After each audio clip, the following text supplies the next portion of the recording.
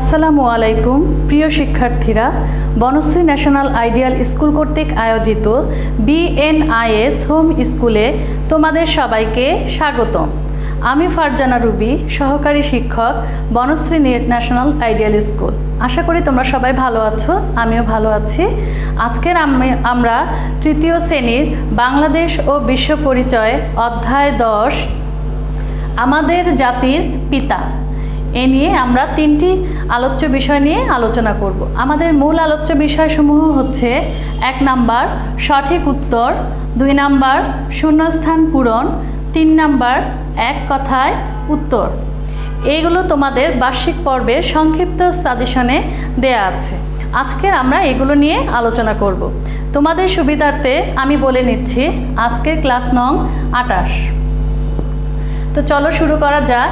আমরা প্রথমে দেখে নিচ্ছি সঠিক উত্তর। ক নাম্বার, বঙ্গবন্ধুর ডাক নাম কি ছিল? আমি আবার বলছি, দেখো, বঙ্গবন্ধুর ডাক নাম কি ছিল? 1 বাবু, 2 বকুল, 3 খোকা, 4 জাদু। উত্তরটি হবে, সঠিক উত্তরটি হচ্ছে 3 নাম্বারে খোকা। তোমরা অবশ্যই উত্তরটি লিখবে, যে যখন উত্তরটি লিখবে তোমরা এভাবে উত্তরটি লিখবে না, ক নাম্বার দিয়ে উত্তর, তারপরে যে রোমান সংখ্যার যে 3 নাম্বার সেটা দিয়ে, তারপরে যে বিষয়টি আমাদের খোকা, সেই এভাবে উত্তরটি সাজিয়ে লিখতে হবে। এরপরে হচ্ছে দ্বিতীয় খ নাম্বার, বঙ্গবন্ধু কত বছর বয়সে গিমাডাঙ্গা প্রাইমারি স্কুলে ভর্তি হন?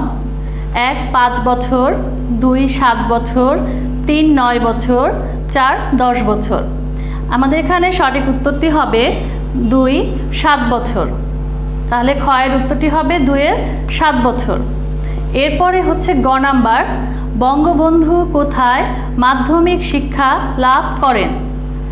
1 Gopalganj mission high school, 2 Kolkata mission high school, 3 Faridpur mission high school, 4 Dhaka mission high school. এখন আমাদের গ এর সঠিক উত্তরটি হবে 1 নাম্বার, আমাদের option 1 Gopalganj mission high school. এরপরে হচ্ছে পরবর্তী প্রশ্ন হচ্ছে ঘ নং, কখন বাংলাদেশের স্বাধীনতার ঘোষণা হয়? 1 নাম্বার 7ই মার্চ, 2 নাম্বার 25শে মার্চ, 3 নাম্বার 26শে মার্চ, আর 4 নাম্বার হচ্ছে 16ই ডিসেম্বর।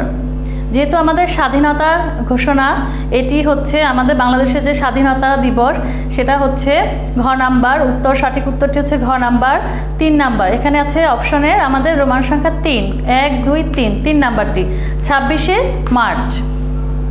এরপরে লাস্ট কোশ্চেনটি হচ্ছে নাম্বার, আমরা বিজয় লাভ করি কত তারিখে? আমরা সবাই জানি আমাদের বিজয় দিবস সম্পর্কে। এখানে অপশনগুলো দেখে নাও, 4টি অপশন। 1 নাম্বার 25শে মার্চ, 2 নাম্বার 26শে মার্চ, 3 নাম্বার 16ই ডিসেম্বর, আর 4 নাম্বার হচ্ছে 21শে ফেব্রুয়ারি। আমরা প্রতিটি আমাদের যে তারিখ, এগুলো সম্পর্কে আমরা কিন্তু বইতে অলরেডি পাঠ্যপুস্তকের আলোকে পড়ে ফেলেছি, যে 25শে মার্চ কী হয়, 26শে মার্চ, 21শে ফেব্রুয়ারি, 16ই ডিসেম্বরের তাৎপর্য, মানে প্রত্যেকটি দিবসের এক একটা তাৎপর্য রয়েছে, যেগুলো আমরা আগেই বইতে আলোচনা করে ফেলেছি। তো নাম্বারের সঠিক উত্তরটি হচ্ছে 3 নাম্বার 16ই ডিসেম্বর। তাহলে আমরা ক থেকে পর্যন্ত এই যে আমরা 5টি পেয়েছি, এগুলো হচ্ছে আমাদের বার্ষিক পর্বের সংক্ষিপ্ত সিলেবাসের অধ্যায় 10-এর সঠিক উত্তর। এগুলো তোমরা সুন্দরভাবে গুছিয়ে খাতায় তুলবে। অবশ্যই এইভাবে তোমাদের কোশ্চেন তোলার কোনো প্রয়োজন নেই। এরপর পরবর্তীতে আমি চলে যাচ্ছি আমাদের দ্বিতীয় শূন্যস্থান পূরণ করো। ক নাম্বার, তোমাদের আগে বলে নিচ্ছি, এখানে যে শূন্যস্থানগুলো লিখবে অবশ্যই পাঠ্যপুস্তকের আলোকে লিখতে হবে, এবং প্রতিটি শূন্যস্থানের ক্ষেত্রে কখনোই বানান ভুল করা যাবে না, তাহলে তোমাদের নাম্বারটা কেটে দেবে, মানে পুরো নাম্বারটাই কাটা যাবে, এবং অপ্রাসঙ্গিক কোনো কিছু লেখা যাবে না। যেটা সঠিক একদম বইয়ে আছে যেটা, সেটাই লিখতে হবে। ক নাম্বার, বঙ্গবন্ধুর মায়ের নাম ড্যাশ। তাহলে আমাদের হবে উত্তর, বঙ্গবন্ধুর মায়ের নাম সায়েরা খাতুন। কি নাম? সায়েরা খাতুন।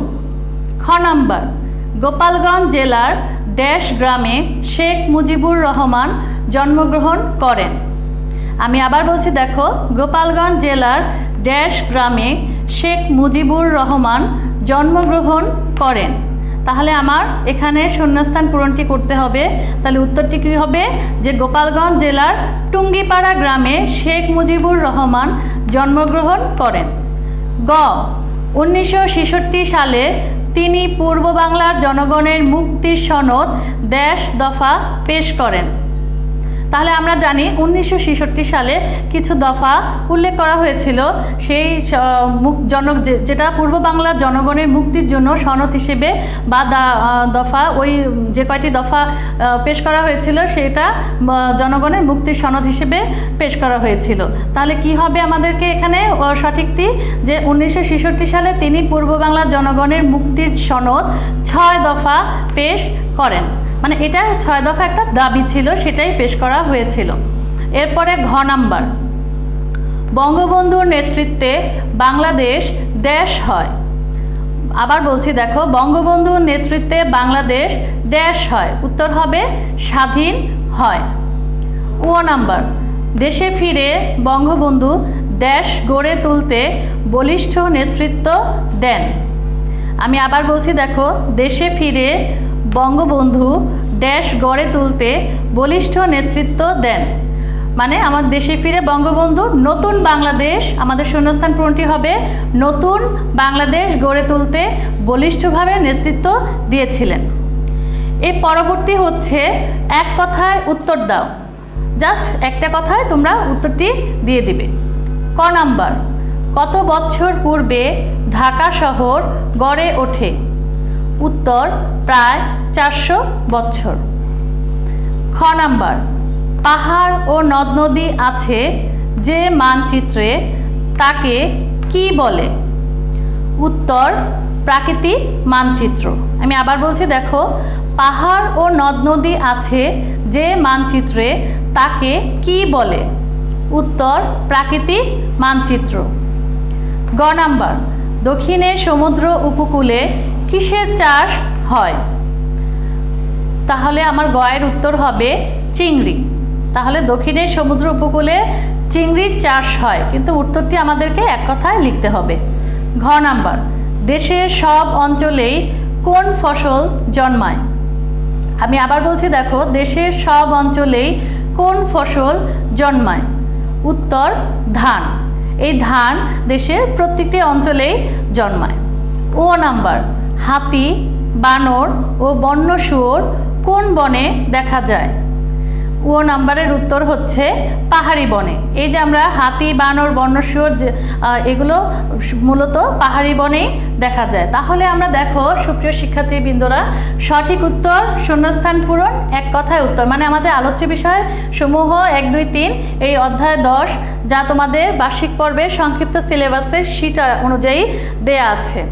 আজকের এ পর্যন্ত। তোমরা সবাই ভালো থাকবে। আবার আমাদের দেখা হবে অন্য কোনো দিন অন্য কোনো বিষয় নিয়ে। আজ এ পর্যন্ত। আল্লাহ হাফেজ।